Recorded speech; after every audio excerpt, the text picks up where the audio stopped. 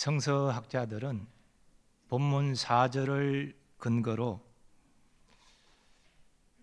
본문의 사건이 예수님이 38년 된 병자를 고치신 사건 이후로 1년쯤 지난 시점에 일어난 것으로 봅니다. 공관복음서에서는 이 1년 동안의 예수님의 여러 사역을 기록하고 있지만 사도 요한은 이 모든 것을 건너뛰고 오늘 본문의 사건을 바로 증거합니다. 예수님은 제자들과 함께 배를 타시고 디베랴의 갈릴리 바다 건너편에 가셨는데 이 디베랴는 갈릴리의 로마식 명칭입니다. 학자들은 예수님이 제자들과 함께 배를 타고 출발한 곳이 가버나움이고 도착한 곳이 벳세다로 이해합니다. 그런데 큰 무리가 예수님을 따랐습니다. 예수님이 병자들에게 행하시는 표적을 그들이 보았기 때문입니다. 예수님은 산에 오르시어 제자들과 함께 앉으시면서 사람들이 자기에게 오는 것을 보셨습니다. 누가복음에는 이후 예수님이 행하신 일이 이렇게 증거됩니다. 예수께서 그들을 영접하사 하나님 나라의 일을 이야기하시며 병 고칠 자들을 고치시더라. 그리고 해가 저물어 가자 제자들이 나와 예수님께 이릅니다. 이곳은 빈들이요 날도 저물어 가니 무리를 보내어 두루 촌과 마을로 가서 무엇을 사 먹게 하옵소서. 이에 예수님께서 벳세다 출신인 빌립에게 이렇게 물으십니다. 우리가 어디서 떡을 사서 이 사람들을 먹이겠느냐? 이 부분이 공관복음서와 내용이 다른데 공관복음에는 예수님이 제자들에게 너희가 먹을 것을 주라고 명하신 것으로 되어 있습니다. 성서학자들은 빌립과 안드레의 실명이 등장하는 요한복음 본문이 비교적 사실적이고 공관복음의 내용은 개략적으로 기록한 것으로 봅니다.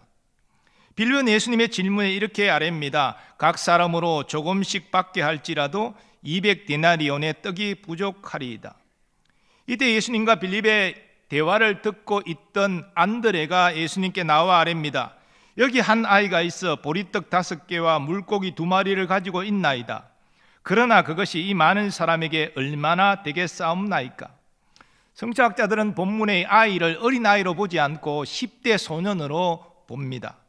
그리고 물고기는 큰 물고기가 아니라 작은 물고기, 소금에 절이거나 또는 말리거나 구운 작은 물고기로 이해합니다.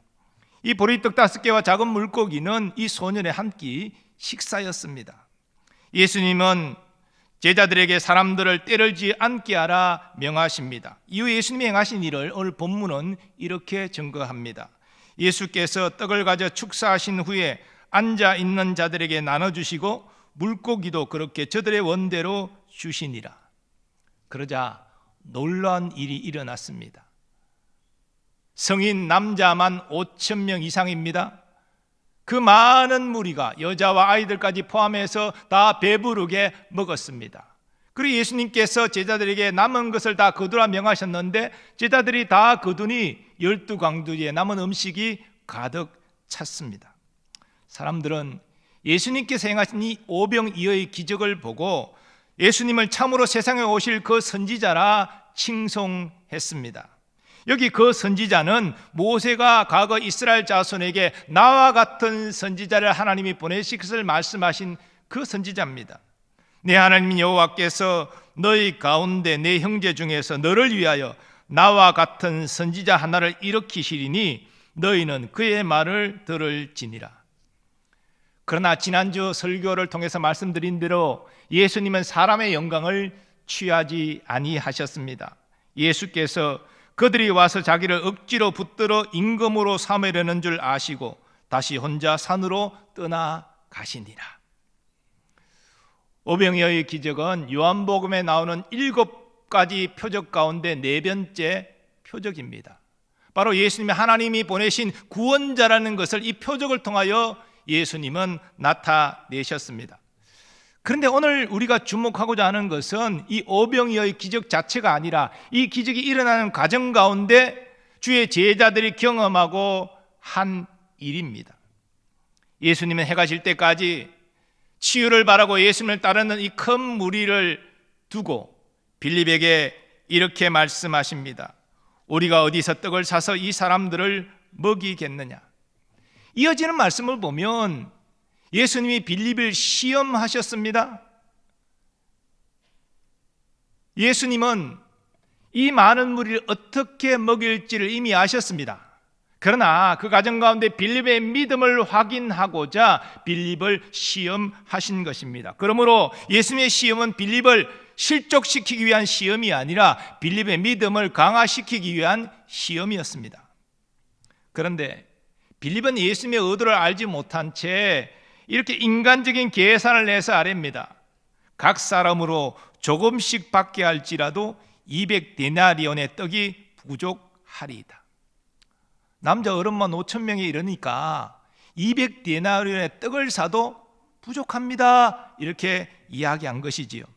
그런데 이 말씀, 이 대답 속에는 주님, 우리가 이 많은 사람을 먹일 200데나리온의 돈이 없는 것 주님이 아시는데 왜 우리에게 이런 질문을 하십니까? 라는 의미도 함축되어 있습니다. 사실 제자들에게 무슨 돈이 있었겠습니까?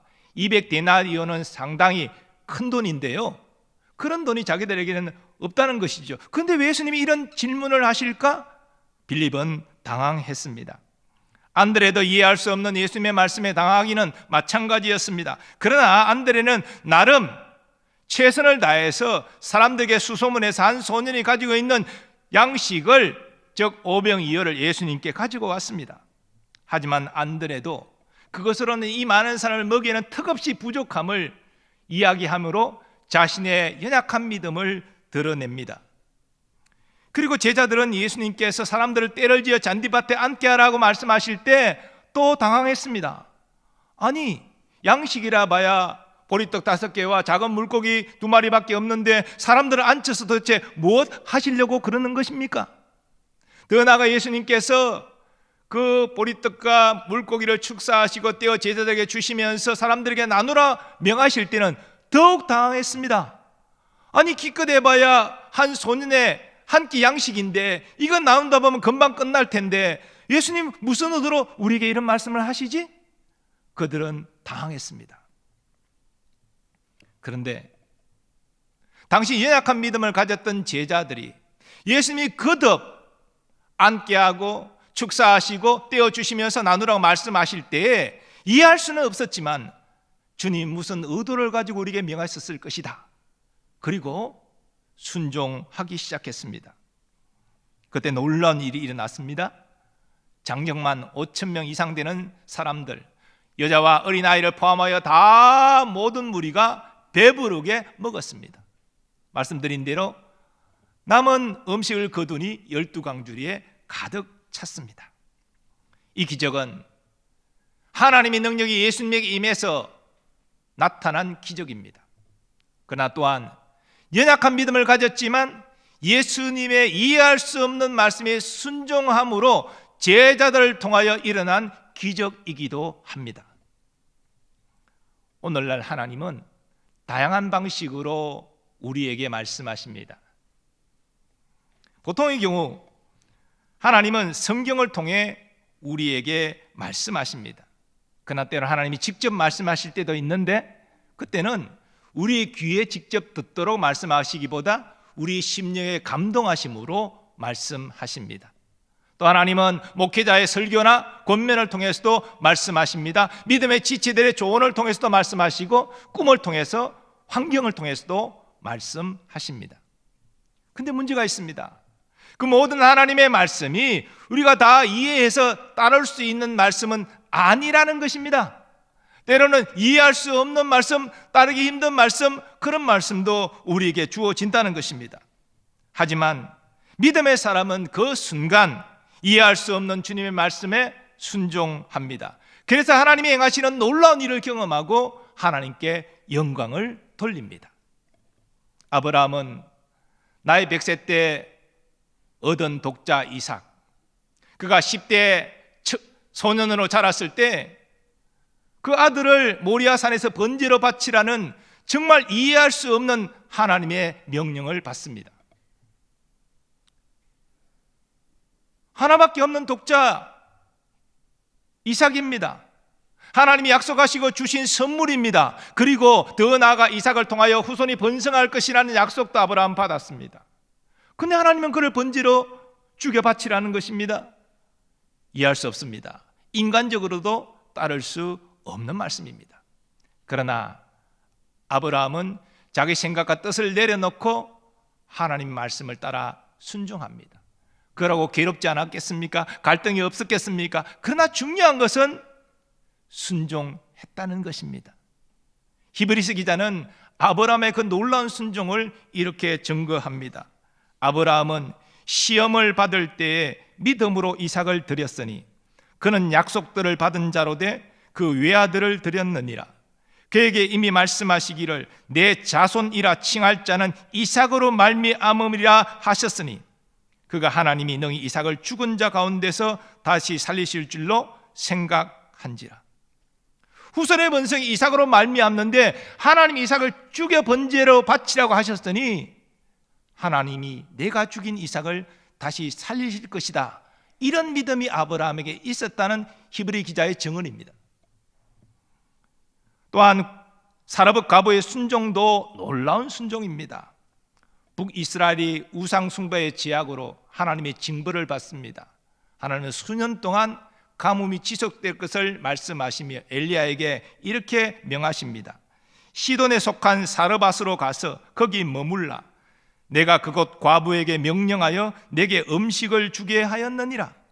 엘리야는 하나님의 명에 순종해서 사르밧으로 가는데 성문에서 나뭇가지를 줍는 한 과부를 만나 그에게 물을 좀 달라 청합니다. 그리고 이 과부에게 떡 한 조각을 가져오라 말합니다.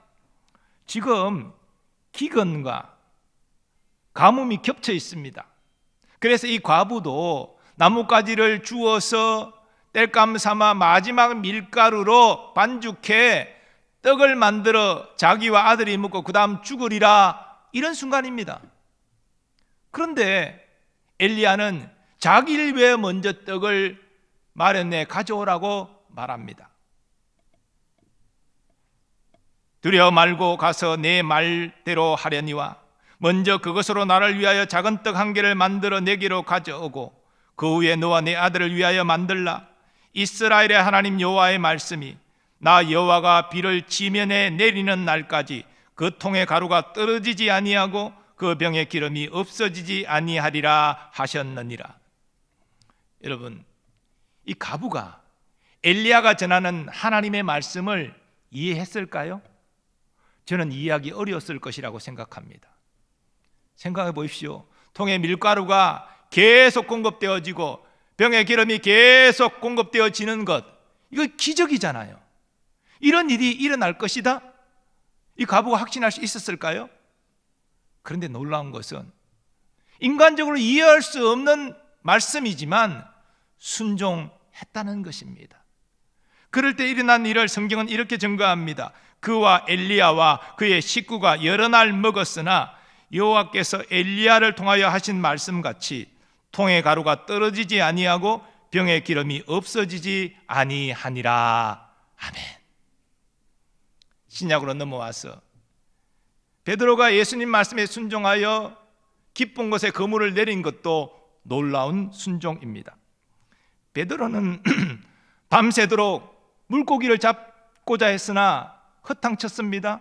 한 마리도 잡지 못했습니다. 어부 경력에 특별한 날이었습니다. 그러나 날이 세려하자 배를 육지에 대고 다음 출항을 위해서 어구를 손질했습니다.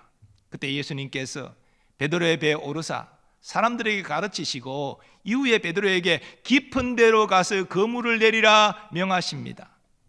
베드로는 어부입니다. 아침 해가 뜨면 물고기 잡기에 적절하지 않은 때입니다. 그리고 밤새 물고기 못 잡았고 그리고 어구를 손질하느라 베드로는 지쳐 있었습니다. 하지만 베드로는 결단하고 예수님께 이렇게 아뢰입니다. 말씀에 의지하여 내가 그물을 내리리이다. 이렇게 순종할 때에 일어난 일을 성경은 이렇게 증거합니다. 그렇게 하니 고기를 잡은 것이 심이 많아 그물이 찢어지는지라.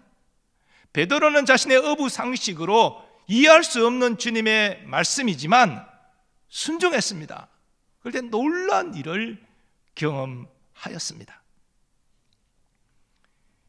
이상하게 난 것처럼 하나님이 이해할 수 없는 말씀에도 우리가 순종하는 것이 매우 중요합니다.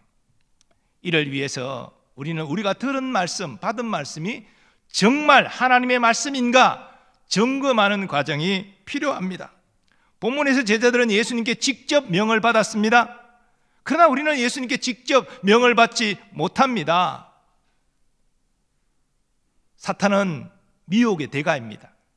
거짓된 말씀, 미혹하는 말씀 얼마든지 말씀으로, 환상으로 보여줄 수 있습니다. 그래서 우리는 우리가 들은 말씀이 과연 하나님의 말씀인지를 확인해야 됩니다. 어떻게 확인할 수 있습니까? 먼저 우리가 들은 말씀이 성경 말씀과 일치하는지를 확인해야 됩니다. 내가 들은 말씀을 내 힘으로 성경 말씀과 일치하는지 확인할 수 없다면 믿음의 사람들의 조언을 듣고 그것도 안 되면 목회자의 도움을 받을 수 있습니다.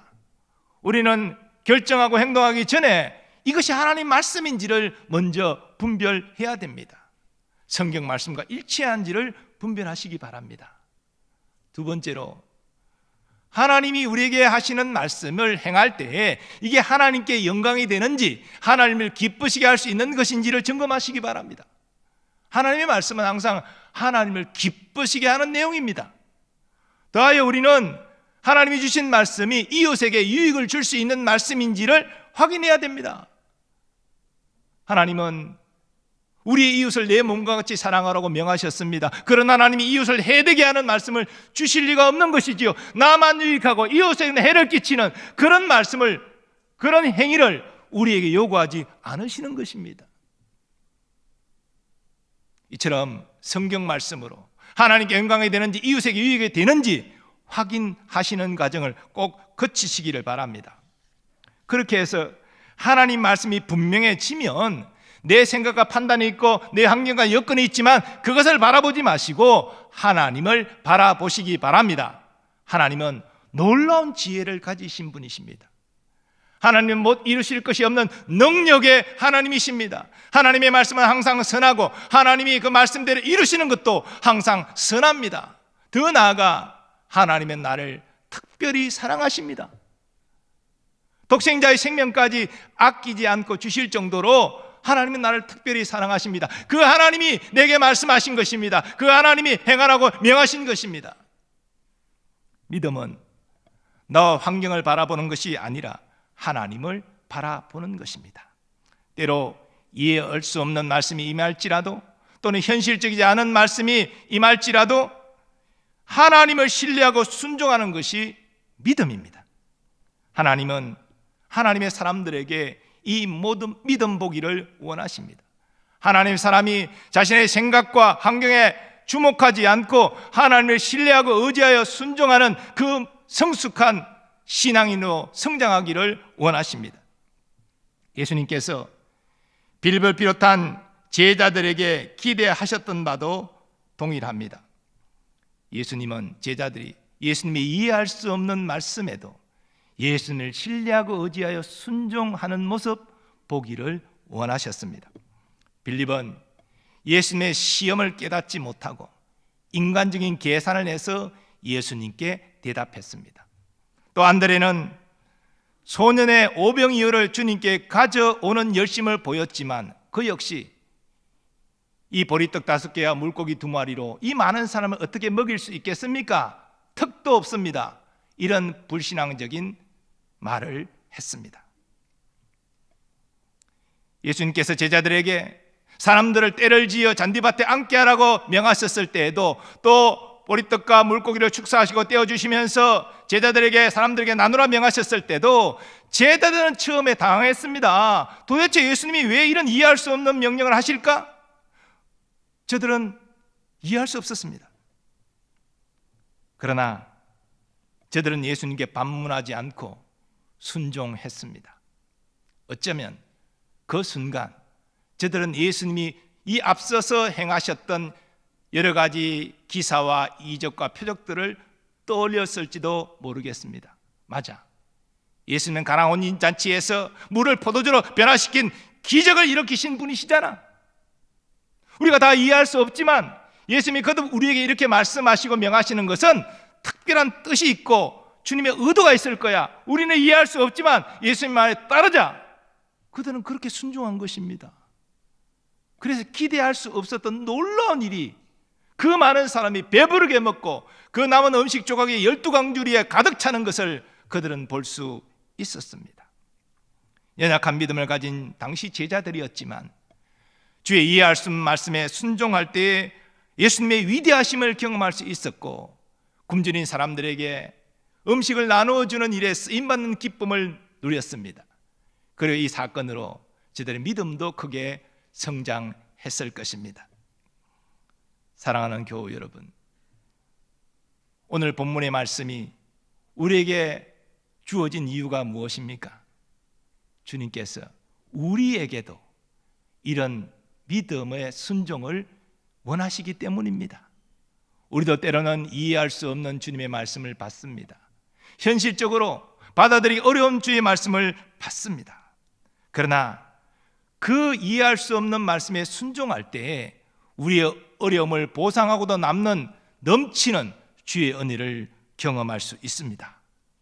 예수님도 그러하셨습니다. 예수님 이 땅에 오신 목적을 잘 아셨지요. 하지만 십자가를 지시기 전에 겟세마네 동산에서 예수님은 이렇게 기도하셨습니다. 아빠 아버지여, 아버지께는 모든 것이 가능하오니 이 잔을 내게서 옮기시옵소서. 물론 이 잔은 죽음의 잔입니다. 하지만 단순히 죽음의 잔만이 아닙니다. 예수님이 이 잔을 피하고 싶으셨던 것은 성부 하나님과의 영원한 사랑의 관계가 단절되어지고 오히려 저주와 심판을 받는 그 고통이 너무나 크심을 아셨기에 이 길 외에는 죄인의 구원의 길이 없습니까? 할 수만 있으면 이 길을 피하고 싶습니다. 그렇게 기도하셨던 것입니다. 그러나 예수님은 이내 수용하기 어려운 성부 하나님의 뜻에 복종하는 기도를 드리십니다. 그러나 나의 원대로 마시옵고 아버지의 원대로 하옵소서.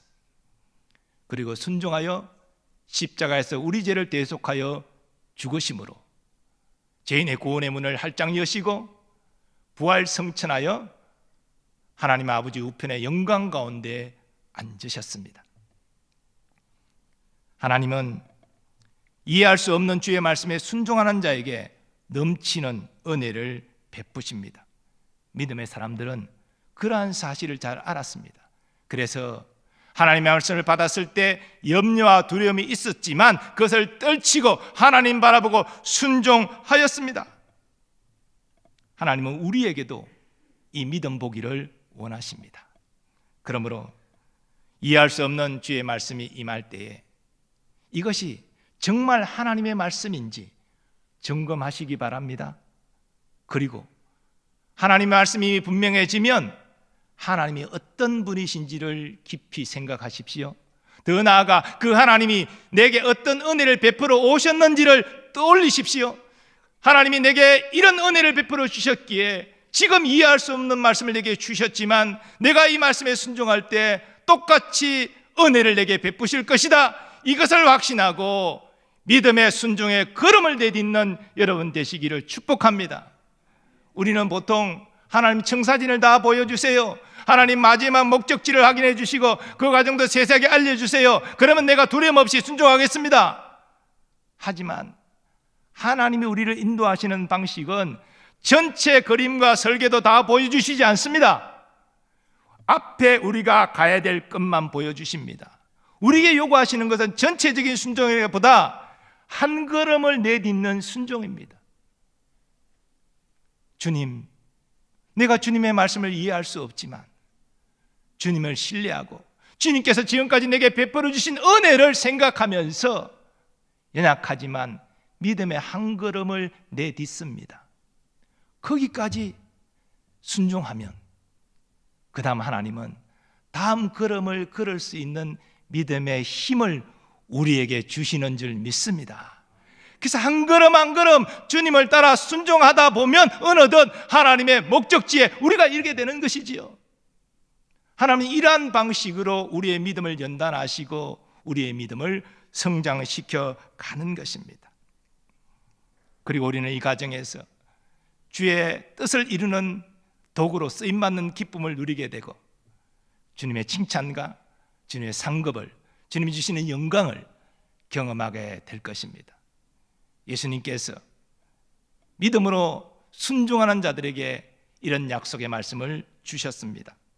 나의 계명을 지키는 자라야 나를 사랑하는 자니 나를 사랑하는 자는 내 아버지께 사랑을 받을 것이요 나도 그를 사랑하여 그에게 나를 나타내리라. 아멘. 다 일어나셔서 받은 말씀 의지하여 결단의 찬양 하나님께 올려드리겠습니다.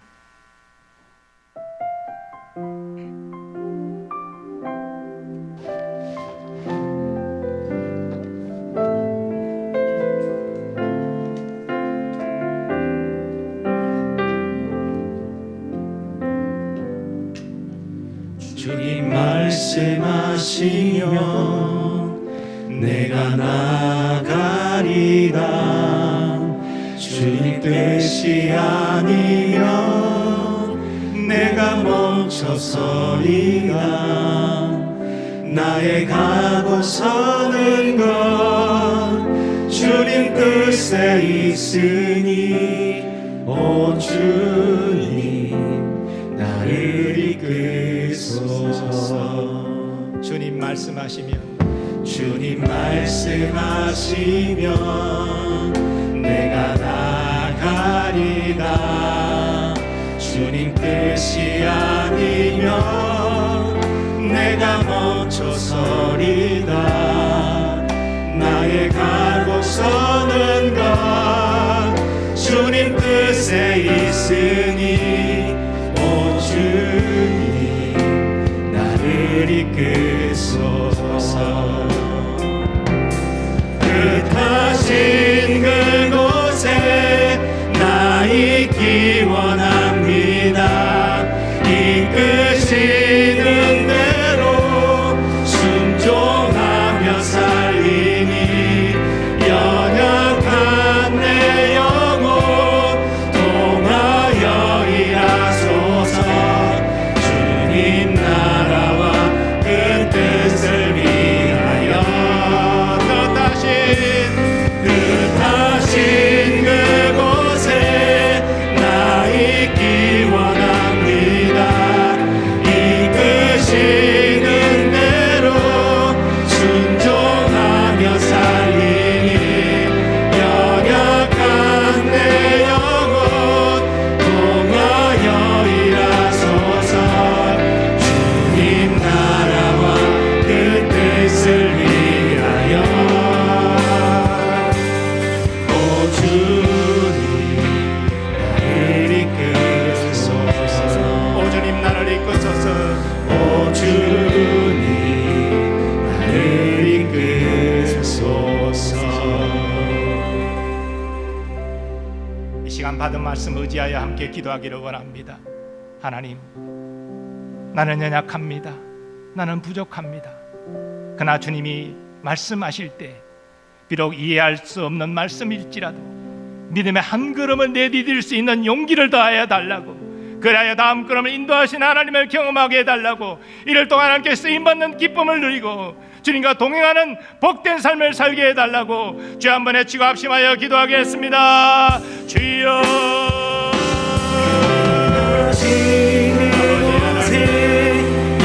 오늘 약한 제자들의 모습을 보면서 우리가 의의 신과 소망을 얻는 것은 주님께서 그들의 약한 믿음을 참으시고 그것이 기회를 주시는 것을 우리가 보기 때문입니다. 저들이 예수님 말씀을 다 이해했기 때문에 중요한 것이 아닙니다. 저는 이해할 수 없었지만 주님의 하신 일을 기억하고 주님을 신뢰하고 믿음의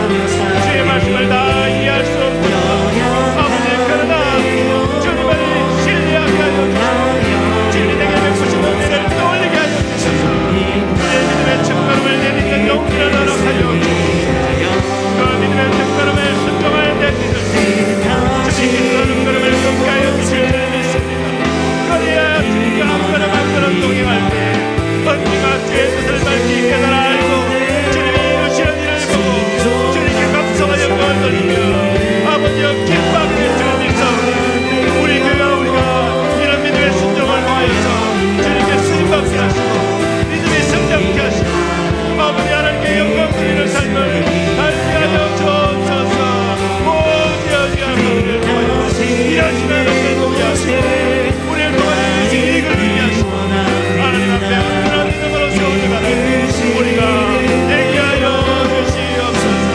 감사합니다.